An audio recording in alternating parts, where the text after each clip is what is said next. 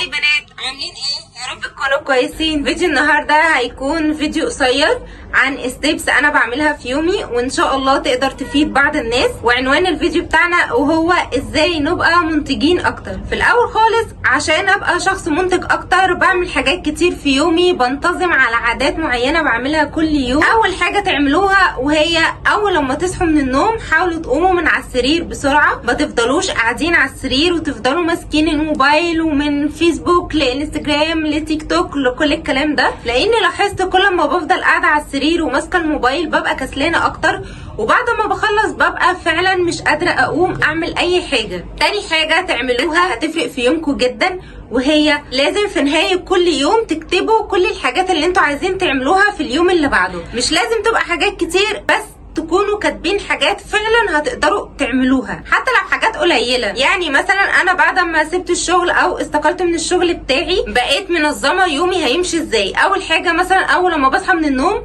بروق الشقه بتاعتي. تاني حاجة مثلا باخد ساعة او ساعة ونص لنفسي اخد فيها كورس اتعلم فيها حاجة.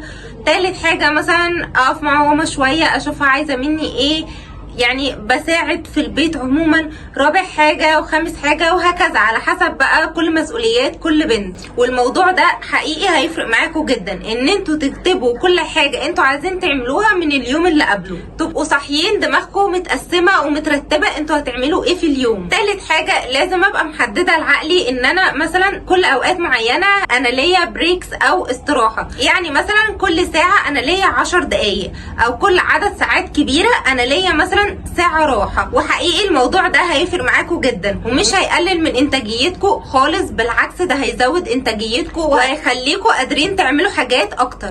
في اي فيتامين انتم منتظمين عليها ووقفتوها لفترة ارجعوا استخدموها تاني، لان الفيتامين هيساعدكم جدا ان انتوا تبقوا نشيطين وعندكم انرجي اكتر.